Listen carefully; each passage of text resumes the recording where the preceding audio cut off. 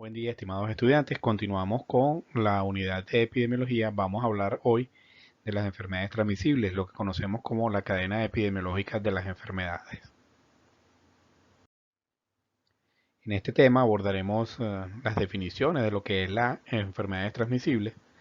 Explicaremos qué es la cadena epidemiológica, cuáles son los componentes y en el próximo tema, en la próxima clase, abordaremos todo lo que son las medidas de control para prevenir la ocurrencia de estos eventos de salud en la población. Entonces, comenzando con el concepto de lo que es la enfermedad transmisible, se define como cualquier enfermedad causada por un agente infeccioso específico o sus productos tóxicos. Esto lo que hace referencia es que pudiera ser la presencia del agente infeccioso dentro de las células del organismo las que causen el daño o productos de desecho que produce el agente infeccioso, que se conoce entonces como toxinas en algunos casos, y que son las que van a generar el daño. Se manifiesta por la transmisión de este agente o de sus productos desde un reservorio a un huésped susceptible, ya sea de forma directa de una persona o animal infectado o indirectamente por medio de un huésped intermediario, que puede ser de naturaleza vegetal o animal, o de un vector o del medio ambiente inanimado. Entonces ya aquí estamos viendo lo que es la definición de las enfermedades transmisibles y vemos que aquí hay algunos de los componentes de lo que conocemos como la cadena epidemiológica y que vamos a tratar de ir explicando poco a poco en el transcurso de este tema.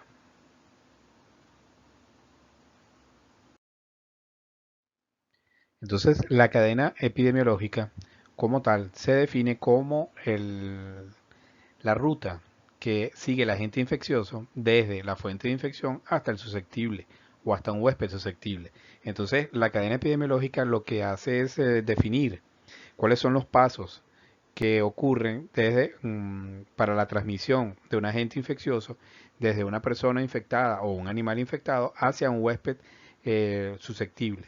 ¿Verdad? ¿Cuáles son los pasos que sigue? ¿Cuáles son las vías que utiliza para llegar desde un punto hacia otro punto? En este caso, desde una fuente de infección hacia un huésped susceptible.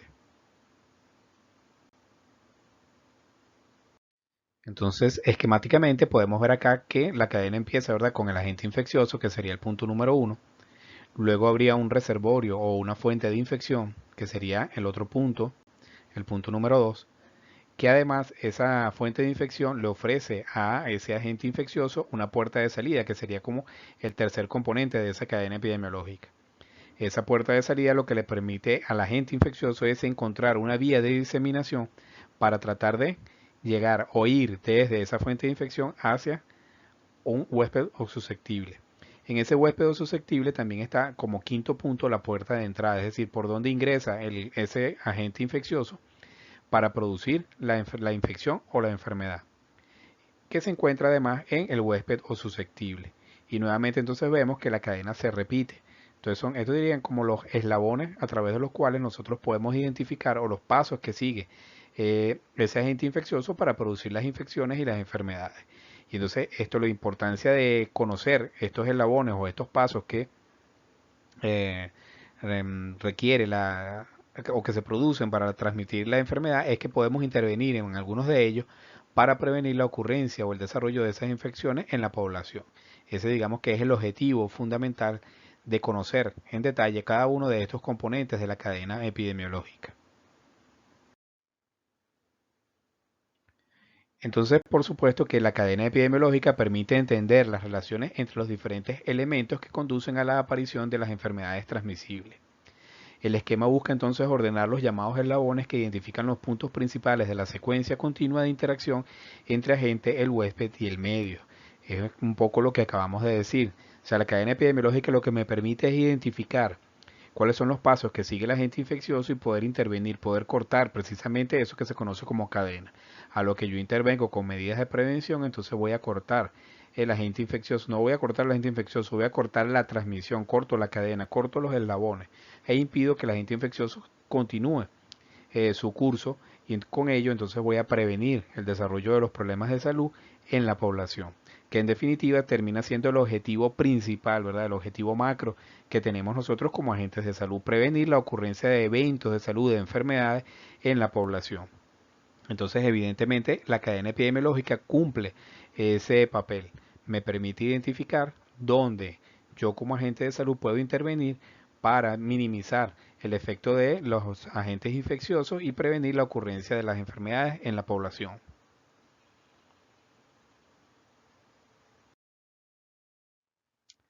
Entonces, cuando hablamos del agente, nos referimos al agente infeccioso. Sí, por lo general, el agente infeccioso pueden ser organismos vivos que son capaces de producir una infección o enfermedad en el ser humano y los animales. Las especies que ocasionan enfermedad en humanos se denominan entonces especies patógenas, ¿verdad? Porque también tenemos agentes infecciosos que no necesariamente son patógenos. De hecho, muchos nosotros en la superficie corporal o incluso dentro de de nuestro organismo también tenemos microorganismos, es decir, agentes que no son desde el punto de vista conceptual no son agentes infecciosos o no son agentes patógenos. Sin embargo, también pueden ser microorganismos que son necesarios para mantener el equilibrio. Pero, por ejemplo, en la flora bacteriana, o lo que se conoce ahora como la microbiota, también ahí hay una, digamos, una colonia de bacterias que mantienen un equilibrio. Y entonces eso es fundamental para garantizar un funcionamiento adecuado del sistema digestivo, por ejemplo. Entonces, no necesariamente todos los microorganismos son patógenos. También existen otros agentes como físicos, agentes químicos, que pueden producir daño en la población. Sin embargo, en este punto específicamente nos referimos a los agentes infecciosos que son de tipo biológico o organismos vivos que son los que producen, entonces como decimos aquí, son capaces de producir infección o enfermedad. Y ya vamos a ver conceptualmente que no es lo mismo la infección que la enfermedad. Entonces, la infección es la entrada, desarrollo o multiplicación de un agente infeccioso en el organismo de una persona o animal. Fíjense que aquí en ningún momento estamos hablando de enfermedad, solamente estamos hablando de el ingreso del agente infeccioso. Entonces, cuando el agente infeccioso ingresa al organismo, se reproduce o se multiplica, estamos hablando de que la persona tiene una infección. Entonces, es diferente a la contaminación, que es la presencia de un agente infeccioso tóxico o un agente peligroso que puede ser material radioactivo u otros agentes biológicos sobre o en el cuerpo o la ropa del personal, camas, juguetes, los equipos médicos, los instrumentos quirúrgicos, la vestimenta u otros objetos en el aire, agua, alimentos o sobre edificaciones y tierra. Bien, entonces aquí es importante discriminar entre la infección y la contaminación. Los instrumentos no se infectan, se contaminan. El agua no se infecta, está contaminada. Para que haya infección es necesario que el agente ingrese al organismo y se multiplique. Eso es lo que, o se desarrolle, eso es lo que caracteriza la infección. La contaminación de la superficie del cuerpo no implica un estado de portador. El agente que causa la contaminación o la presencia en el ambiente contaminado es nocivo pero no infeccioso. Es decir, es dañino pero no necesariamente es infeccioso, porque puede haber perdido su capacidad para transmitirse. La infestación, fíjense ustedes también que es diferente la infección a la infestación, es la contaminación de un organismo vivo por un parásito. Es el estado de hospedar a ese microorganismo. El desarrollo del agente patógeno se hace sobre la superficie de la piel o del cuerpo, más que dentro de él. Por ejemplo, los famosos piojos en las escuelas. Eso es un estado de infestación. Entonces es diferente a la infección. La infección, repito nuevamente, es el ingreso del agente biológico dentro del organismo y su multiplicación. Entonces ahí se habla de una infección. En el caso de, por ejemplo, los parásitos o las pulgas, se habla de un estado de infestación, que es diferente. Todas las infestaciones son enfermedades transmisibles. Algunos autores usan el término para describir también la invasión de gusanos parásitos en el intestino. Sin embargo, no todos restringen la infectación a los parásitos. Realmente, en ese caso, no pudiéramos hablar propiamente dicho de una infestación, sino de una infección, porque es un ingreso de los organismos dentro de los agentes patógenos dentro del organismo. Entonces acá otra de las características que tiene la gente es su infectividad, que es la capacidad que tiene el agente infeccioso de poder alojarse y multiplicarse dentro de un huésped. Entonces, fíjense que aquí es una característica de la gente, es intrínseca a la gente, la capacidad que él tiene de poder ingresar al organismo y multiplicarse. Y la patogenicidad también es una característica del agente infeccioso y es la capacidad que él tiene de producir enfermedad en personas infectadas. Fíjense que hay incluso hay infecciones que cursan sin daño. ¿Por qué? Porque los agentes tienen o muy poca patogenicidad o el organismo ha desarrollado suficientes defensas para mitigar el impacto que tiene el agente infeccioso. Entonces la infectividad y la patogenicidad son características del agente infeccioso.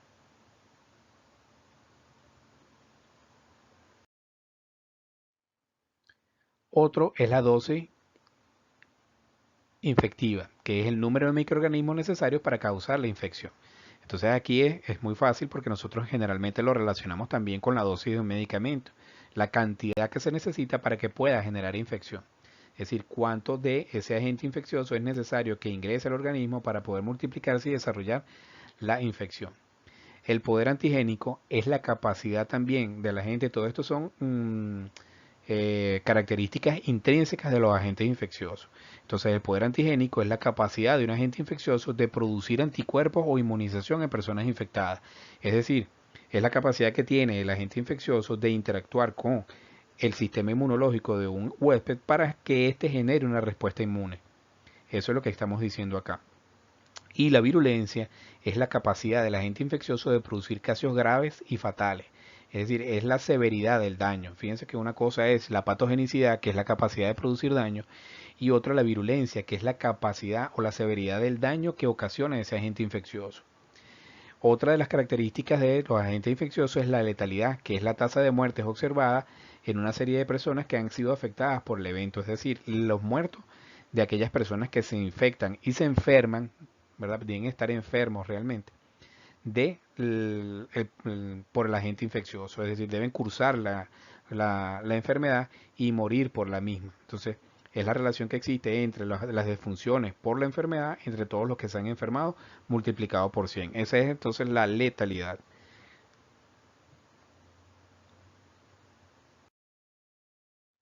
Entonces, evidentemente que dependiendo de esas características del agente infeccioso, que ya las hemos discutido, que es la infectividad, la patogenicidad, la virulencia, la dosis infectiva y el poder antigénico, se va a producir un estado de portador o de caso. El portador entonces es una persona o animal que alberga un agente infeccioso específico de una enfermedad, sin presentar síntomas o signos clínicos de esta y que constituye una fuente potencial de infección para el ser humano. El estado de portador puede ocurrir en un individuo de diversas maneras. Puede ser un portador asintomático o que se encuentra aparentemente sano, ¿verdad? No presenta signos o síntomas clínicos de la enfermedad. Y esto puede ser durante el curso de una infección subclínica o generalmente, como dije anteriormente, el sistema inmunológico ha desarrollado suficientes defensas y entonces ha mitigado la severidad del daño. También puede haber un portador en periodo de incubación, es decir, desde el momento que ingresa el agente infeccioso hasta que se producen los síntomas, es lo que se conoce como el periodo de incubación. Entonces, durante ese periodo de incubación hay algunos agentes infecciosos que pudieran ser incluso transmisibles y causar enfermedad en otras poblaciones. Y portador en fase de convalecencia y posconvalecencia de las infecciones que se manifiestan clínicamente, es decir, una vez que han remitido todos los daños o que se han eliminado o han disminuido los efectos, ¿verdad?, clínicos manifiestos de la enfermedad, hay un periodo como de convalecencia, que es lo que es la recuperación. Durante ese periodo también algunos agentes infecciosos pueden o tienen capacidad de transmitirse. Y entonces es lo que se conoce entonces como portador en periodo de convalecencia. En todos los casos el estado de portador puede ser breve, transitorio temporal o puede ser un portador crónico. Eso va a depender del agente infeccioso y también de las condiciones del huésped. Por supuesto que entonces el caso es una persona o animal infectado o enfermo o un individuo objeto de un estudio para la salud.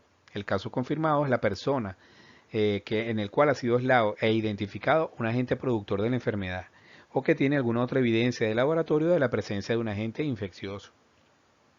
Mientras que el caso presuntivo es una persona con un síndrome clínico indicador de una enfermedad, pero sin confirmación de laboratorio del agente etiológico. Es decir, aquí lo que presenta es unos signos y síntomas que son similares a una determinada enfermedad, y entonces se presume o se sospecha por la clínica que presenta el paciente, ¿verdad?, por las manifestaciones clínicas que presenta, que se trata de una enfermedad. Entonces ahí es donde se hacen los exámenes para confirmar el caso. Y el periodo de incubación es el intervalo de tiempo que transcurre entre la exposición a un agente infeccioso, el ingreso del agente infeccioso en un organismo y la aparición de los primeros signos o síntomas clínicos de la enfermedad. El periodo de latencia, que es diferente, es el intervalo de tiempo que transcurre desde que se produce la infección hasta que la persona se vuelve infecciosa.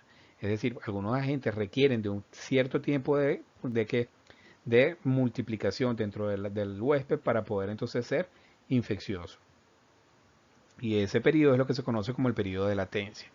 Mientras que el periodo de transmisibilidad o el periodo infeccioso es el intervalo de tiempo durante el cual el agente infeccioso puede ser transferido directa o indirectamente de una persona infectada a otra o de un animal infectado al ser humano o de un ser humano infectado a un animal, inclusive a los artrópodos, que servirían en este caso como vectores y lo vamos a explicar más adelante en la próxima parte de esta clase.